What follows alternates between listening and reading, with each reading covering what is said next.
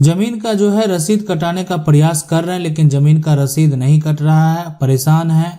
सारे दस्तावेज होने के बावजूद भी वो जमीन का रसीद नहीं कटा पा रहे हैं। आखिर जमीन का रसीद क्यों कटाते हैं, ये सबसे बड़ा सवाल है। मैं आपको बता दूं, जमीन जो है, कोई भी जमीन का जो टैक्स है वो सरकार को देना होता है, और वो टैक्स जो आप पे करते हैं उसी को आप ये कह सकते हैं कि आसान भाषा में, कि हम जो है एक क्षेत्रीय भाषा में, बहुत सारे राज्य में ऐसा बोला भी जाता है, बहुत सारे लोगों का ऐसा समस्या भी है। तो इसीलिए मैं इस टॉपिक को कवर कर रहा हूँ ताकि आप उसको आसानी से जो है समझ पाएं। तो सरकार को टैक्स देने का काम करते हैं, यानी जमीन का जो आप लगान जमा करते हैं, यानी जमीन का आप कह सकते हैं कि आप जो सरकार को कर देते हैं, तो जमीन का जो आप एक तरह से राजस्व देते हैं, तो ये जब आप पेमेंट करते हैं तो आपको जो आप जिस प्लॉट का पेमेंट आपने किया है, कहने का मतलब आपका जो प्लॉट का नंबर है वो 101 है, आपने 101 का पेमेंट किया, तो ये सारा कुछ मेंशन होता है, और इस पर ये आपको एक स्लिप जो प्राप्त होता है उसी को आप कह सकते हैं कि ये आपकी जमीन का रसीद है। यानी जमीन का रसीद अगर आपका कट रहा है, तो इसमें सुप्रीम कोर्ट का एक फैसला आया, और सुप्रीम कोर्ट के फैसले में साफ साफ कहा गया कि सिर्फ जो है जो भी व्यक्ति है, सिर्फ है ना, जमीन का एक तरह से जमीन का रसीद कटाकर, ठीक है, कटाकर मालिकाना हक नहीं हो सकता है। ये बात आप समझ लें। इसलिए कि अगर किसी का जमीन का सिर्फ रसीद कट रहा है तो ये मत सोचें कि वो संपत्ति का मालिक बन गया। यानी संपत्ति का मालिक, यानी जो संपत्ति का असली डॉक्यूमेंट है वो कौन सा होगा, वो है आपका खतियान, वो है आपकी रजिस्ट्री, यानी डीड। अगर आपके पास सेल डीड हो, गिफ्ट डीड हो या वसीयत हो, ये आपके ओरिजिनल डॉक्यूमेंट हैं। जमीन का खतियान यानी पूरा अकाउंट का डिटेल, जमीन का प्रॉपर जो इंफॉर्मेशन जिसमें दर्ज है, वो डॉक्यूमेंट जो है आपका एक महत्वपूर्ण डॉक्यूमेंट है, जिससे आप संपत्ति के मालिक कहलाएंगे। अगर वो आपके नाम से है, यानी आपके परदादा के नाम से है, या आपके दादा के नाम से है, या आपके जो छोटे दादा उनके नाम से है, या आपके पिता के नाम से है, चाचा के नाम से है, और जो भी आपके चाचा हैं उनके नाम से है, तो अगर इन सभी के नामों से ये प्रॉपर्टी दर्ज है तो ये सभी इस संपत्ति के मालिक कहलाएंगे। यानी संपत्ति का टाइटल इनके पास है, संपत्ति के उत्तराधिकारी कहलाएंगे। लेकिन अगर कोई भी, मान लेते कोई हिस्सेदार जो है, मान लेते छोटे दादा हैं, छोटे दादा के जो बच्चे हैं, एक अंकल जो है, चाचा हैं, वो क्या किए कि मान लेते हैं गलत तरीके से उनका रसीद कट गया, या समझ लें गलत तरीके से क्या हुआ, रसीद कट गया। कहने का मतलब है इस प्लॉट में 101 में और लोग भी थे जिनका हक होना चाहिए, जिनका शेयर होना चाहिए, लेकिन ये जो चाचा आप देख रहे हैं, इनका इस जमीन का रसीद जो है ये गलत तरीके से कटा चुके हैं, और इनका अब 101 का नाम जो दर्ज हो गया, तो इसी चाचा का नाम दर्ज हो गया।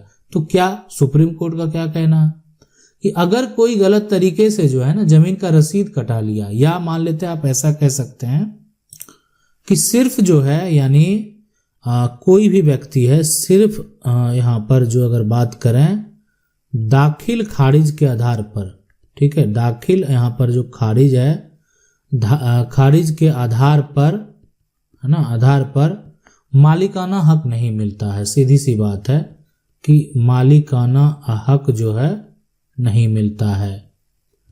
ये बात आप समझ लें, है ना। कोई भी अगर यहाँ पर समझने वाली बात है यही है कि सिर्फ अगर कोई दाखिल खारिज करा लेता, कोई भी प्रॉपर्टी का दाखिल, मान लेते हैं इसका एक चाचा जो है ये करा लिए हैं, दाखिल खारिज का हो गया, गलत तरीके से हुआ, कैसे हुआ, नहीं हुआ, जो भी इसके कारण हुए होंगे, इससे कोई लेना देना नहीं है। लेकिन अगर आपके मन में ये हो रहा होगा कि मेरी जमीन है, मेरे हिस्से में ये जमीन है, मुझे भी हिस्सा मिला हुआ है, लेकिन मेरा रसीद नहीं कटता इस जमीन का। रसीद किसका कटता है? चाचा का। और चाचा बार बार धमकी देते हैं कि जमीन हम बेच देंगे। ठीक है, बेच सकते हैं, वो उनका अधिकार है, उनके पास जमीन का रसीद है, वो जमीन बेच सकते हैं, वो उसको बेचने के लिए स्वतंत्र है। लेकिन मैं आपको बता दूं, लेकिन बेचने के लिए स्वतंत्र है, लेकिन हमारा जो कोर्ट का फैसला, जो सुप्रीम कोर्ट का आदेश है, वो क्या कहा गया है कि सिर्फ दाखिल खारिज के आधार पर, यानी म्यूटेशन के आधार पर आप उस संपत्ति के मालिक नहीं है। तो मालिक कौन है?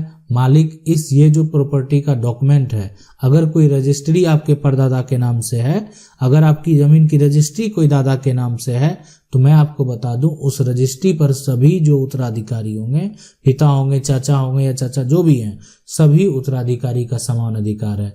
तो फिर अगर कोई गलत तरीके से रसीद कटाकर और आकर धमकी देता है तो आप समझ सकते हैं कि वो गलत कर सकता है लेकिन आपसे जीत नहीं सकता है। इस बात को आप समझ लें और मन में बैठा लें। इस जमीन को कोई बेच सकता है लेकिन आपसे जीत नहीं सकता है, इसलिए कि बेच सकता है और इसको खरीदने वाले को भी धोखा मिलेगा, है ना।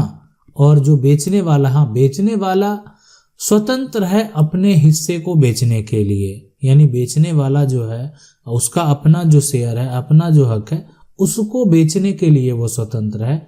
किसी दूसरे के हक को अगर वो बेचता है, क्यों ना उसको पूरा बेचने का अधिकार प्राप्त हो गया हो गलत तरीके से, म्यूटेशन के आधार पर, तो अगर वो पूरा बेच भी देता है तो वो आपके हिस्से को नहीं बेच सकता है, और अगर वो बेच भी दिया तो आप उसको कैंसिल करा सकते हैं, यानी आप उसको रद्द करवा सकते हैं।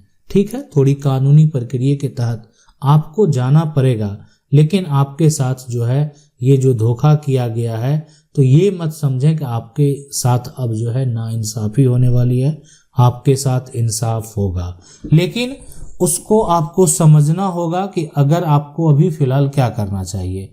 देखें, अब है कि आखिर क्या जो गलत तरीके से रसीद कटा लिया है, क्या उसको रद्द कराने का कोई प्रक्रिया है? बिल्कुल है। देखें, रद्द करवाने का अगर प्रक्रिया की हम बात करें तो मान लेते हैं ये जमीन है और इस जमीन का जो यहाँ पर अगर बात करें गलत तरीके से रसीद अगर कट चुका है, अब इसको क्या करवाना है? रद्द करवाना है। तो इसको रद्द करवाने के लिए क्या करना पड़ेगा? देखें, हम आपको बता दें, इसको रद्द करवाने के लिए अगर गलत तरीके से कोई म्यूटेशन करवा लिया है तो म्यूटेशन अपील जो है वो करना पड़ेगा। यानी आप कह सकते हैं कि इसके लिए जो होगा यहाँ पर म्यूटेशन जो अपील है, अपील जो है यहाँ पर आपको जाना पड़ेगा, यानी म्यूटेशन अपील जो है यानी केस फाइल करनी पड़ेगी, और उसमें जो है आप जिला कलेक्टर के पास जाएंगे, जिला मजिस्ट्रेट जो है यानी जो एडीएम कोर्ट है वहाँ पर जो है आप अपील में जा सकते हैं, और गलत तरीके से जो एक तरह से म्यूटेशन करा लिया है, गलत तरीके से जो दस्तावेज तैयार कर लिया है, गलत तरीके से जो रेवेन्यू दे रहा है, जबकि उसमें आपका भी हक होना चाहिए, आप अपना दावा अपने वंशावली के हिसाब से उस प्लॉट उस टुकड़े में कर सकते हैं। अगर आपके पास वंशावली है तो इसका मतलब साफ साफ है कि उस जमीन के आप भी उत्तराधिकारी हैं और आपका भी उतना ही अधिकार बनता है। ये सिर्फ आपका अधिकार नहीं है, बाकी जितने भी परिवार के सदस्य हैं सभी का अधिकार है। तो इसीलिए देखें, इसमें अगर कोई गलत तरीके से कर लिया है तो आपके परिवार के जो सदस्य हैं उनकी भी सहमति की बेहद जरूरी है। अगर वो आपको सपोर्ट कर रहे हैं तो आपको कुछ नहीं हो सकता है। आशा करते हैं वीडियो अच्छा लगा होगा। वीडियो को लाइक जरूर कर दें। चैनल को पहली बार देख रहे हैं, सब्सक्राइब करके जो बेल आइकन है उसको जरूर दबा लें। मिलते हैं अगली वीडियो में, तब तक के लिए जय हिंद।